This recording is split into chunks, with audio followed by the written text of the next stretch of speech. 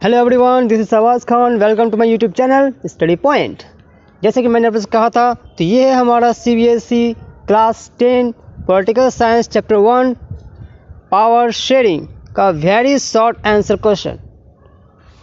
तो हमारा question number 1 है, with which countries does Belgium share border. Belgium जो कंट्री के बारे में हम लोग पढ़े थे, उसका बॉर्डर किन किन देशों के साथ शेयर करता है। तो यहाँ लिखा है Netherland, France, Germany and Luxembourg. ये 4 वैसे कंट्री है, Netherland, France, Germany and Luxembourg, जिससे बेल्जियम का बॉर्डर शेयर करता है। ओके, तो ये आप लोगों को याद रखना है। What is the ethnic composition of Belgium. Belgium के इथनिक कंपोजिशन किस प्रकार का था, यानी वहाँ पर जो पॉपुलेशन था, पॉपुलेशन का डिस्ट्रीब्यूशन किस आधार पर था। तो यहाँ पे हम लोग जानते हैं कि 59% जो है वो लोग फ्लेमिश रीजन में रहते थे और वो लोग डच बोलते थे। 40% लोग जो वोलोनिया रीजन में रहते थे वो लोग फ्रेंच बोलते थे, और जो 1% बचे वो लोग जर्मन भाषा बोलते थे। ओके, अगला आता है question number 3, what is the ethnic composition of capital city Brussels. Brussels जो बेल्जियम की राजधानी थी, वहाँ का इथनिक कंपोजिशन क्या था। तो जैसे हम लोग पढ़े हैं कि 80% वहाँ के फ्रेंच बोलते थे लोग और 20% लोग डच बोलने वाले लोग थे। अगला आता question, why was the tension more acute in Brussels between 2 communities. कह रहा है कि ब्रुसेल्स में 2 कम्युनिटी जो डच और फ्रेंच बोलने वाले थे, उन लोगों के बीच में जो टेंशन कम क्यों था। There was no more tension in Brussels because the Dutch speaking people consider a major in the country. Okay, तो यहाँ पे कह रहा है ब्रुसेल्स में जो है उन लोगों के बीच में टेंशन ज़्यादा क्यों था। इसका कारण ये था कि कंट्री में, पूरे होल कंट्री में जो है डच बोलने वाले लोगों की संख्या बहुत अधिक थी, लेकिन कैपिटल ब्रुसेल्स में जो उनकी संख्या बहुत ही कम थी। तो इसी वजह से क्या होता, उन लोगों के बीच में टेंशन बहुत अधिक था। What is the ethnic composition of Sri Lanka. Sri Lanka का इथनिक कंपोजिशन क्या था। तो ये श्रीलंका में जो है 74% लोग सिन्हाल स्पीकर्स थे और 18% लोग तमिल स्पीकर्स थे। ठीक है, और जिसमें हम लोग देखा था कि तमिल स्पीकर्स जो है फिर 2 सब ग्रुप में डिवाइड किया हुआ था, एक था श्रीलंकन तमिल और एक था इंडियन तमिल।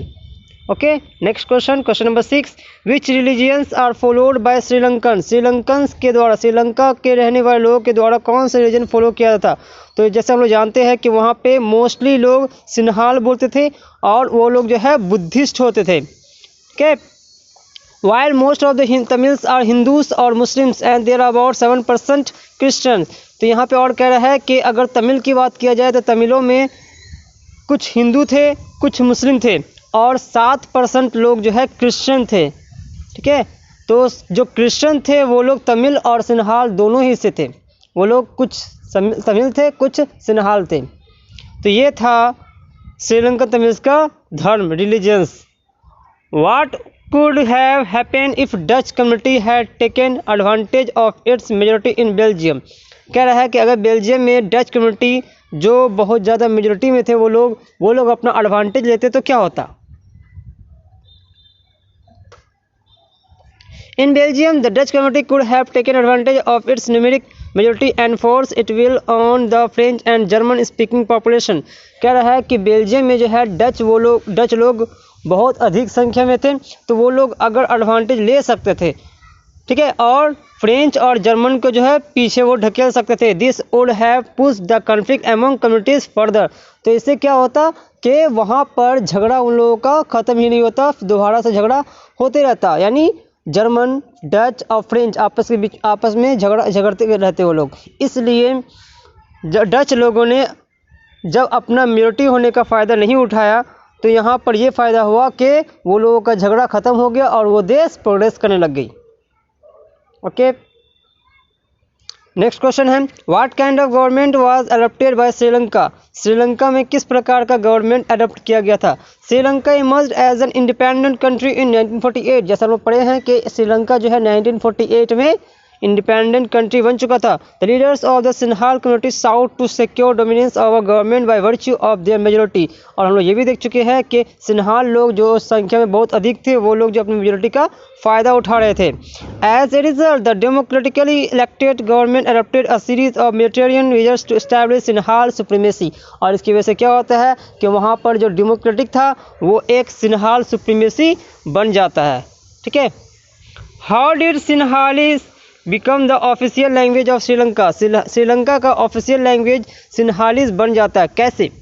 तो 1956 में जो है एक एक्ट पास किया गया था और इस एक्ट में जो है ये कहा गया था कि सिन्हाल ही सिर्फ ऑफिशियल लैंग्वेज होगा और तमिल जो लैंग्वेज था उसको डिसरिगार्ड कर दिया गया था। तो इस प्रकार से सिन्हाल जो है ऑफिशियल लैंग्वेज श्रीलंका का बन चुका था।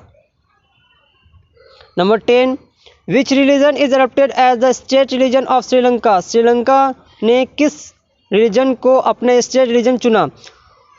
तो जैसा हम लोग जानते हैं कि जब वहाँ पर नया एक्ट बना था तो उस एक्ट में क्या हो गया था कि उन लोगों ने जो है बुद्धिज़्म को अपना स्टेट रिलीजन चुना था। Why did Sri Lankan Tamils feel alienated from Sinhalese. तो श्रीलंकन तमिल्स को जो है सिन्हालीज से डर क्यों लग गया, किस बात का भय लगने लग गया? They failed at the constitution and government policy denied them event political rights, discriminated against them in getting jobs and other opportunities and ignored their interest। तो उन लोगों को इस बात का डर लग गया कि सिन्हा लोगों के द्वारा बनाया गया कानून, उन लोगों का बनाया गया कॉन्स्टिट्यूशन जो है उन लोगों के साथ पॉलिटिकल राइट्स छीन लेगा, उनको जो है जॉब्स लेने के मामले में भी डिस्क्रिमिनेट किया जाएगा उन लोगों के साथ, और उन लोगों को कोई भी किसी प्रकार का अपॉर्चुनिटीज़ नहीं मिलेगा। तो ये चीज़ जो है उन लोगों को एलिएनेटेड हो रहे थे। What were the demands of political organisations of Tamils in Sri Lanka. यहाँ कह रहे हैं कि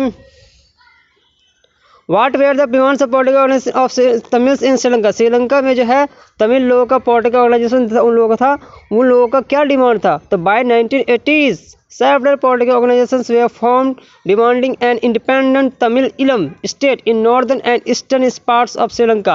तो 1980 में जो है तमिल लोगों ने अपना खुद का पॉलिटिकल ऑर्गेनाइजेशन बनाया था और उन्होंने अपना खुद का एक नया कंट्री का डिमांड कर लिया जिसका नाम था तमिल इलम, और जो श्रीलंका का नॉर्दर्न और ईस्टर्न पार्ट को मिला के बनता है। What was the result of civil war in Sri Lanka. Sri Lanka में सिविल वार, मैंने बताया था सिविल वार मतलब घरेलू युद्ध। तो सिविल वार का श्रीलंका में क्या असर हुआ? As a result of civil war between two communities, thousands of people from both the communities were killed। तो जैसा लोग जानते हैं कि सिविल वार जब युद्ध होगा तो क्या होगा, लोग मरेंगे। तो यहाँ भी वैसे ही हुआ कि सिविल वार जब हुआ दो कम्युनिटी के बीच में, तो दोनों ही तरफ से दोनों ही कम्युनिटी के हज़ारों लोग मारे गए। बहुत सारे फैमिलीज़ को जो है कंट्री छोड़ के जाना पड़ा और वो लोग रिफ्यूजी बन के जो है रहने लग गए और लोगों को उनका लिवलीहुड लॉस्ट हो गया। What did Belgians do to bring the ethnic groups together. तो बेल्जियंस ने जो है इथनिक ग्रुप्स को एक साथ करने के लिए क्या किया? The Belgian leaders recognise the existence of regional differences and cultural diversities. तो बेल्जियन लीडर्स ने इस बात को रिकॉग्नाइज किया कि उसके देश में जो है अलग अलग रीजनल डिफरेंसेस है और कल्चरल डाइवर्सिटीज़ है। तो उन्होंने 1970 से लेकर के 1993 के बीच उन्होंने अपने कॉन्स्टिट्यूशन में 4 बार अमेंड किया था। That would enable everyone to live together within the same country। ऐसा क्यों किया था? ताकि एक ही कंट्री में अलग अलग जाति के लोग, अलग अलग ग्रुप के लोग आपस में मिलकर रह सकें। अगला है What was the division of power between Dutch and French speaking in Belgium। Belgium में डच और फ्रेंच के बीच में पावर का डिवीजन किस प्रकार हुआ था?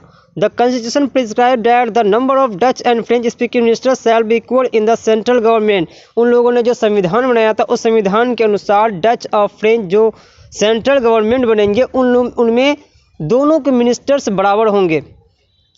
10 no single community can make decisions unilaterally. तो इस तरह हम लोग कह सकते हैं कि कोई भी एक कम्युनिटी जो है, चाहे वो मेजोरिटी में ही क्यों ना हो या माइनॉरिटी क्यों ना हो, वो अकेले सरकार में कोई बड़ा फैसला नहीं ले सकती है या सरकार नहीं बना सकती है। ओके, तो ये था हमारा आज का आखिरी सवाल। अब बाकी हम लोग कल देखते हैं। तो वीडियो कैसा लगा कमेंट में ज़रूर लिखिएगा। वीडियो को लाइक कीजिए, शेयर कीजिए, चैनल को सब्सक्राइब कीजिए और बेल आइकन को दबाना ना भूलें। Thank you.